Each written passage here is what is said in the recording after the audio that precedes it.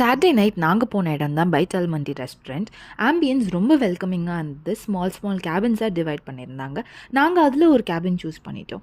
இந்த மிடில் ஈஸ்டின் குசைனில் பார்த்தீங்கன்னா most celebrated டிஷ்ஷஸில் மந்தி, மத்பி, மத்ஃபூன் இதெல்லாமே நாட் ஜஸ்ட் மீல்ஸ், பட் அவங்களோட ஹாஸ்பிட்டாலிட்டி அண்ட் ரிச்னஸை இந்த மாதிரி மீல்ஸ் சர்வ் பண்ணி அவங்க வெளிப்படுத்துவாங்க. நாங்கள் என்ன ஆர்டர் பண்ணியிருந்தோன்னா ஒரு மட்டன் அண்ட் சிக்கன் மந்தி. யூஸ்வலாக மந்தியில் லேம்ப் அண்ட் சிக்கன் யூஸ் பண்ணி தான் ப்ரிப்பேர் பண்ணுவாங்க.